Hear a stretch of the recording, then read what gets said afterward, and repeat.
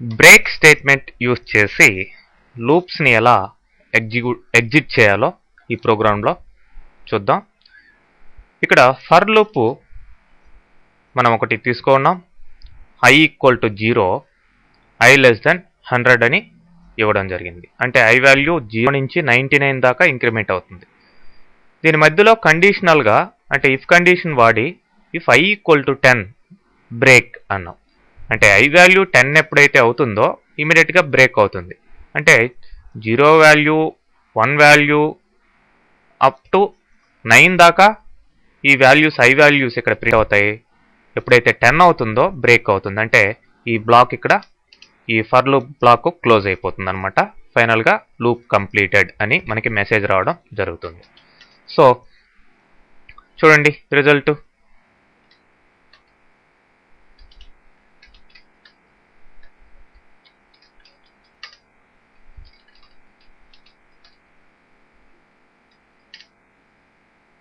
So ఏమైంది, i value 0 నుంచి 9 దాకా ఇంక్రిమెంట్ అవుతూ ప్రింట్ అయ్యాయి. ఎప్పుడైతే 10 అయిందో బ్రేక్ అయిపోయింది. అంటే ఈ బ్లాక్ ఇక్కడ దాకా క్లోజ్ అయిపోయి బయటకు వచ్చి లూప్ కంప్లీటెడ్ అనే మెసేజ్ మనకి రావడం జరిగింది. అలానే నెక్స్ట్ ఎగ్జాంపుల్లో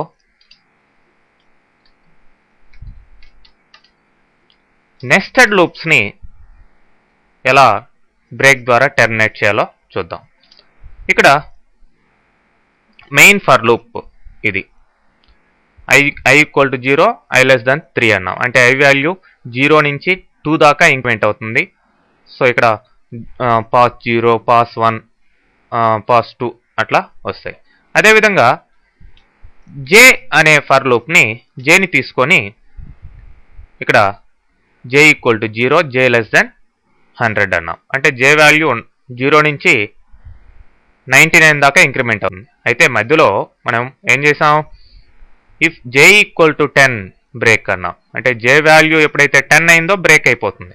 అంటే 9 వరకు ప్రింట్ అవుతాయి అనమాట. మామూలుగా అయితే 0 నుంచి 99 వరకు ప్రింట్ కావాలి, 9 వరకే ప్రింట్ అవుతాయి ప్రతి ఈ యొక్క ఇన్నర్ లూప్లో కూడా.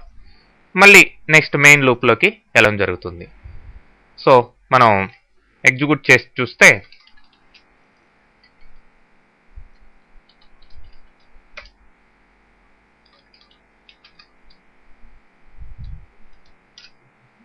చూడండి, ఫస్ట్ పాస్ 0 అంటే i వాల్యూ 0 కింద j వాల్యూ 0 నుంచి 9 దాకా ప్రింట్ అయ్యాయి. మళ్ళీ నెక్స్ట్ పాస్ అంటే i వాల్యూ మళ్ళీ 1 అవుతుంది. మళ్ళీ j 0 నుంచి 9 దాకా ప్రింట్ అయింది. అంటే ప్రతిసారి కూడా 10 అయినప్పుడు బ్రేక్ చేసుకుంటూ వస్తున్నాం అనమాట ఈ యొక్క ఇన్నర్ ఫర్ లూప్ని. అది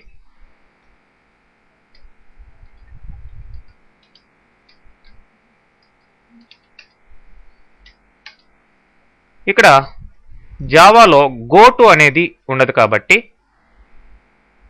ఈ ప్రోగ్రాంలో using break as a civilized form of goto అని ఇవ్వడం జరిగింది. మరి ఫస్ట్ ఇక్కడ ఒక బూలియన్ వేరియబుల్ తీసుకున్నాం.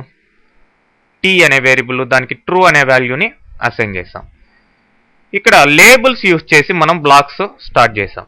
ఇది ఫస్ట్ బ్లాక్. అంటే ఇది ఇక్కడ స్టార్ట్ అయింది, ఎక్కడ క్లోజ్ అవుతుంది, ఇక్కడ క్లోజ్ అవుతుంది. ఓకే, అదే ఇది ఫస్ట్ బ్లాక్ ఇక్కడ స్టార్ట్ అయ్యి ఇక్కడ క్లోజ్ అవుతుంది. సెకండ్ బ్లాక్ ఇక్కడ స్టార్ట్ అయ్యి ఇక్కడ క్లోజ్ అవుతుంది. థర్డ్ బ్లాక్ ఇక్కడ స్టార్ట్ అయ్యి ఇక్కడ క్లోజ్ అవుతుంది.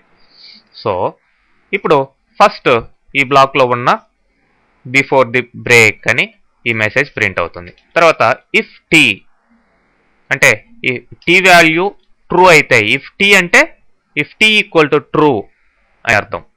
ఆల్రెడీ టీలో ట్రూ అనే వాల్యూనే ఉంది. బ్రేక్ సెకండ్ అన్నాం. సెకండ్ బ్లాక్ని బ్రేక్ చేస్తున్నాం. అంటే ఈ బ్లాక్ని బ్రేక్ చేస్తున్నాం. అంటే ఇక్కడ దాకా బ్రేక్ అయిపోతుంది. అంటే ఇది ప్రింట్ కాదని అర్థం అనమాట. ఓకే, తర్వాత ఇక ఫస్ట్ బ్లాక్ ఇంకా మనకి మిగిలి ఉంది. ఆఫ్టర్ ది సెకండ్ బ్లాక్ అని చెప్పేసి ఈ మెసేజ్ మామూలుగా వస్తుంది. ఈ విధంగా బ్లాక్స్ని ఈ యొక్క బ్రేక్ అని ఆ లేబుల్ ఇస్తే ఆ పర్టికులర్ బ్లాక్ని లేబుల్డ్ కింద ఉన్న బ్లాక్ని బ్రేక్ చేసేదానికి యూజ్ అవుతుంది.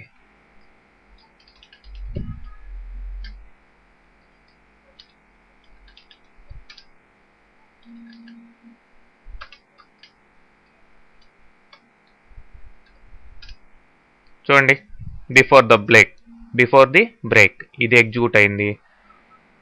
ఆఫ్టర్ ది సెకండ్ బ్లాక్ ఇది ఎగ్జిక్యూట్ అయింది. మధ్యలో ఈ సెకండ్ బ్లాక్ని మనం టెర్మినేట్ చేసాం ఈ లేబుల్ ద్వారా, కాబట్టి ఈ మెసేజ్ మాత్రం ఎగ్జిక్యూట్ కాదు.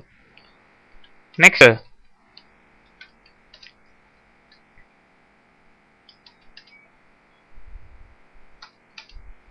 నెస్టెడ్ లూప్స్ ఉన్నప్పుడు ఇక్కడ బ్రేక్ని ఎలా యూజ్ చేసి ఎగ్జిక్యూట్ చేయాలి అనేది ఇవ్వడం జరిగింది. ఇంతకు ముందర ప్రోగ్రామ్ లాగానే మెయిన్ ఫర్ లూప్ ఐగా తీసుకున్నాం, sub for loop J for లూప్ని తీసుకున్నాం. If J equal to 10 break outer అన్నాం. అవుటర్ అనే లేబుల్ ఎక్కడ ఉంది? ఈ బ్లాక్ స్టార్ట్ కాబోయే ముందర ఉంది. అంటే ఈ బ్లాక్ కంట్రోల్లో, ఈ యొక్క లేబుల్ కంట్రోల్లో ఈ బ్లాక్స్ ఉన్నాయన్నమాట. కాబట్టి బ్రేక్ అవుటర్ అనగానే, అంటే జే ఈక్వల్ టు 10 అనగానే బ్రేక్ అవుటర్ అన్నాం.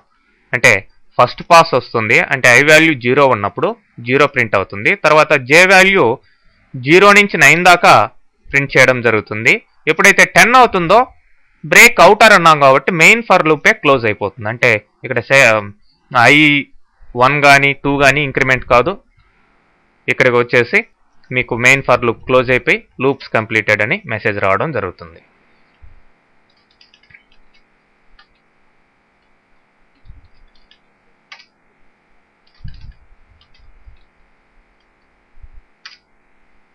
చూడండి, ఒక మెయిన్ ఫర్ లూప్ ఒక్కసారి మాత్రమే ఎవాల్యూట్ అవడం జరిగింది.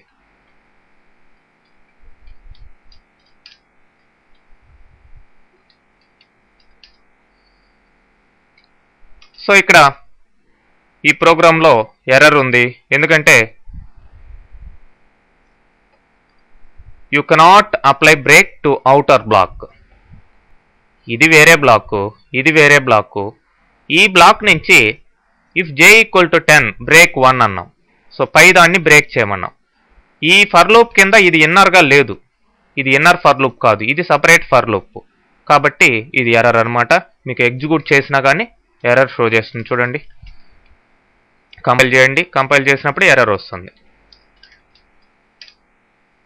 చూడండి,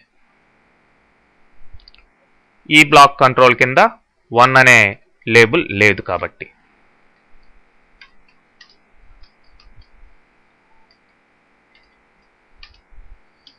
నెక్స్ట్ కంటిన్యూ ఎలా వర్క్ అవుతుందో చూద్దాం. Continue statement.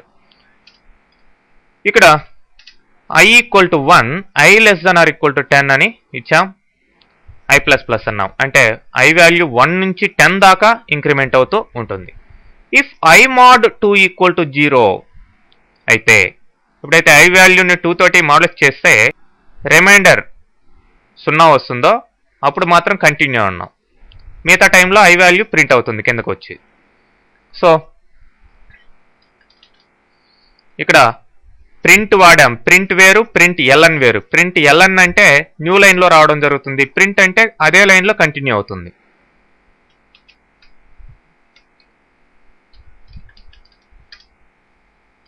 చూడండి, ఓన్లీ ఆడ్ వాల్యూసే ప్రింట్ అవుతాయి మనం ఇచ్చిన ఆ యొక్క కంటిన్యూ స్టేట్మెంట్ కండిషన్ ప్రకారం. 1 ప్రింట్ అయింది, 3 ప్రింట్ అయింది, 5, 7, 9. ఎందుకంటే I mod 2 ఈక్వల్ టు 0 అన్నప్పుడు కంటిన్యూ అన్నాం. కంటిన్యూ అన్నప్పుడు ఏమవుతుంది? కిందకి ప్రోగ్రామ్ కంట్రోల్ లేకుండా మళ్ళీ నెక్స్ట్ ఎవల్యూషన్కి కంటిన్యూ అయిపోతుంది. కాబట్టి ఎప్పుడైతే ఈ కండిషన్ ప్రకారం ఈవెన్ వాల్యూ ఐలోకి వచ్చిందో, అంటే 2 కానీ 4 కానీ 6 కానీ 8 కానీ 10 కానీ వాటిల్ని కిందకు వచ్చి ప్రింట్ చేయదు. మళ్ళీ పైకి వెళ్ళి కంటిన్యూ అయిపోతుంది. ఆడ్ వాల్యూస్ మాత్రమే ప్రింట్ చేయడం జరుగుతుంది. ఓకే, నెక్స్ట్ ఎగ్జాంపుల్ చూసినట్లయితే రిటర్న్ స్టేట్మెంట్ ద్వారా మనం ప్రోగ్రామ్ కంట్రోల్ని ఎలా చేయొచ్చు.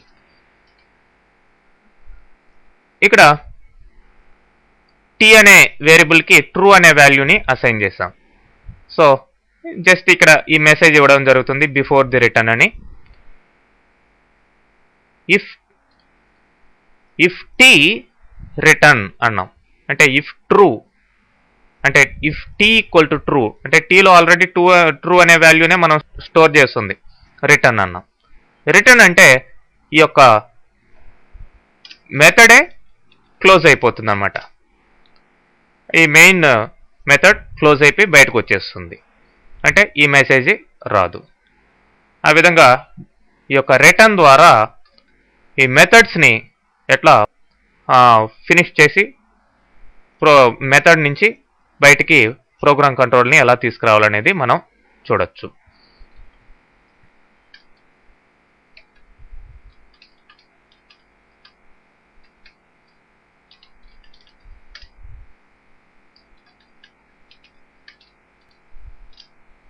చూడండి, బిఫోర్ ది రిటర్న్ ఈ మెసేజ్ మాత్రం రావడం జరిగింది.